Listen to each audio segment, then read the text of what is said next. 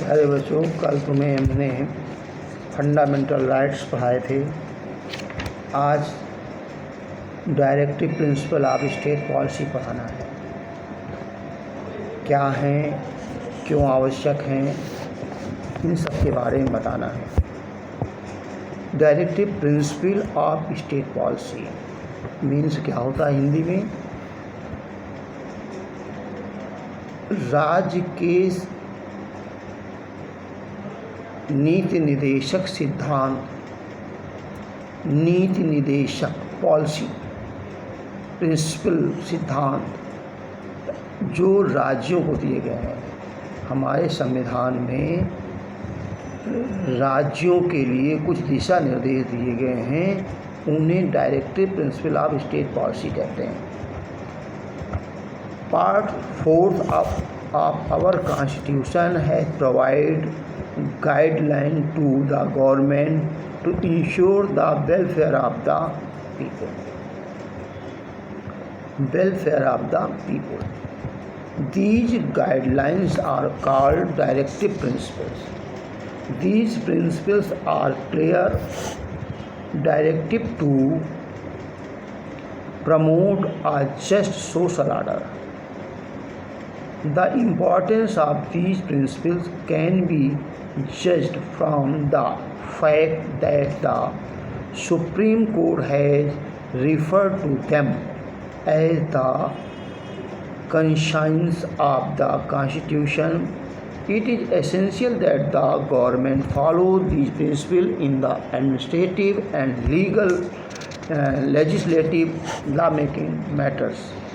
Although these principles are considered primary in government, they cannot be forced in any court of law.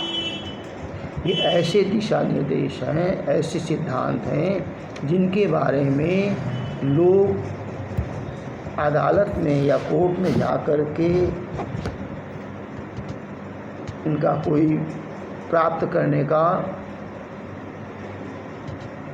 Court पर दबाव नहीं बना सकते, या कहते हैं कोर्ट पर तो कोई नहीं दबाव बना सकता, लेकिन कह सकते हैं इन्हें पाने के लिए हम किसी तरह से ज़बरदस्ती नहीं कर सकते किसी के आगे। ये सरकार अपनी सुविधा के अनुसार लोगों के विकास के लिए कार्य करती है। उसके तहत लोगों को आरक्षण जैसी व्यवस्था अपनाती है। ऐसे दिशा निर्देश डायरेक्टिव प्रिंसिपल कहलाते हैं। फंडामेंटल ड्यूटीज़ क्या हैं, इसमें शॉर्ट में ही बताया गया है। डायरेक्टिव प्रिंसिपल के बारे में ज़्यादा नहीं बताया गया है, लेकिन आगे आपको फिर हम बताएंगे। Fundamental duties, rights and duties go hand in hand. कहते हैं a democratic system can not be successful unless there is a balance between the rights and the duties of citizens. The government is the custodian of the rights of the citizen. On the other hand, the citizens must perform their duties. The original Constitution of India did not include the fundamental duties of the citizen. These were added to the Constitution by 42 Second Amendment in 1976. The Constitution laid down 10 fundamental duties as follows. अब देखिए, the constitution में कहते 10 हैं, लेकिन now 11 आपके 10 के बाद 11 fundamental duties दी गई हैं। पहली ड्यूटीज़ क्या है? The citizen of India should respect the constitution, its ideals and institution are the national flag and national anthem. ये आप लोग जानते ही हैं। सेकेंड है, people should cherish and follow the noble ideals which inspired our national struggle for freedom. All citizens must uphold protect the sovereignty, unity and integrity of the India. Citizens are expected to defend the country and render the national service at the time of need. It is the noble duty of the all citizens to promote harmony and a spirit of brotherhood amongst all the people of India. It is the duty of every citizen to value and preserve the rich heritage of our composite culture.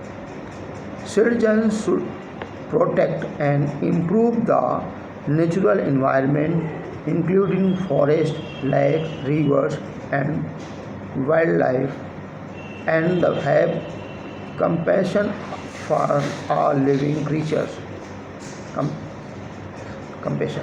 All the citizens should develop scientific temper, humanism, and spirit of inquiry and reform. All citizens should have safeguard people, property, and avoid violence as political weapon.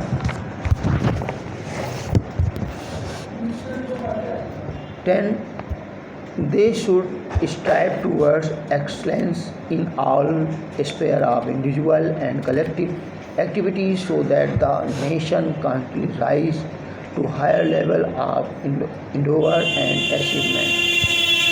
11 है who is parent or guardian to provide opportunities for education to his child or as case may be. Award between the age of 6 to 14 years. अब इसमें 11 number जो duty शामिल की गई है उन माताओं पिता के लिए कि अब 6 साल से 14 साल के बच्चों को शिक्षा उपलब्ध कराना, एजुकेशन उपलब्ध कराना, फैसिलिटी प्रदान करना, फैसिलिटी देना, gift facility to teach every child में प्रत्येक बच्चे को पढ़ाने के लिए बाध्य किया गया है, हर माता पिता को।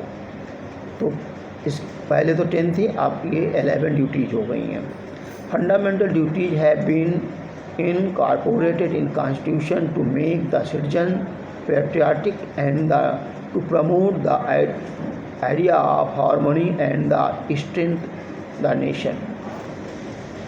अब इसके बाद में efforts made for the marginalized communities to realize their right. अब उनके बारे में बताया गया है इसमें जो कम संख्या में पाए जाते हैं, अल्पसंख्यक जिन्हें कह सकते हैं, जैसे सिख, ईसाई, ये पारसी, जो कम संख्या में पाए जाए उनके लिए क्या अधिकार दिए गए हैं, इसके बारे में अब हम कल पढ़ाएंगे। चाहे देख लो थोड़ा सा अच्छा और लिखा है the constitution and government as directed by the former have made sincere efforts of the welfare of the marginalized communities, that is the scheduled caste and scheduled caste tribe and other backward castes, to realize their rights. Constitutional provision क्या है?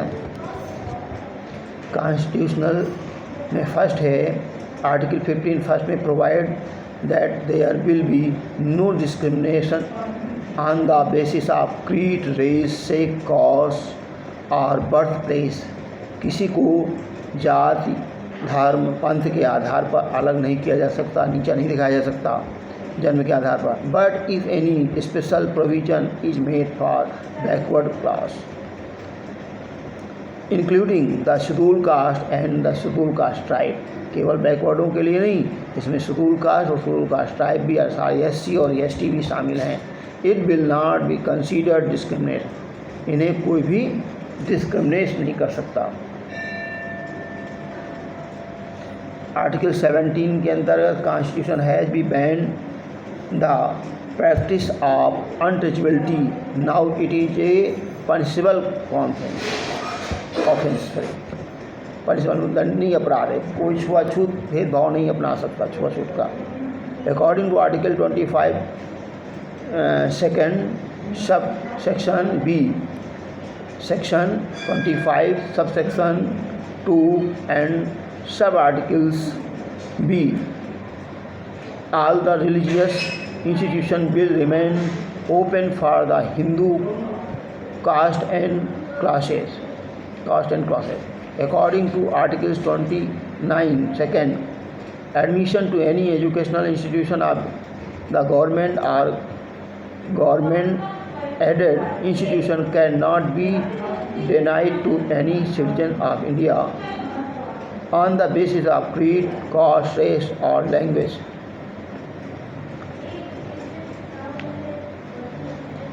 Fifth number, according to Articles 335, full consideration will be kept for the service and post of the scheduled caste and scheduled caste tribe in the central and state government offices.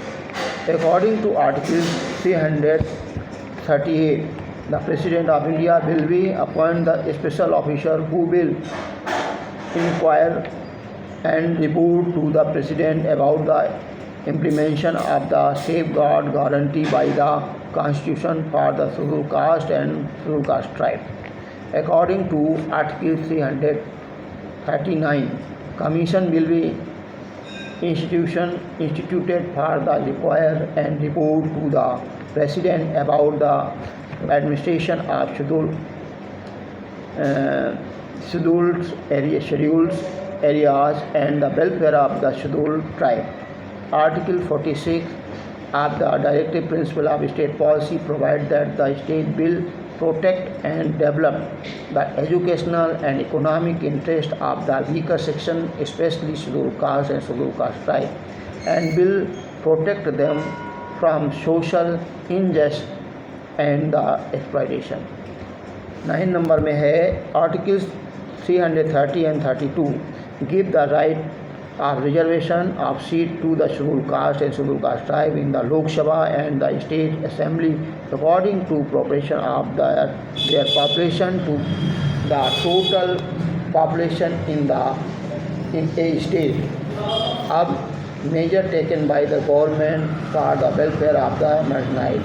अब इसके बारे में कल पढ़ाएंगे। धन्यवाद।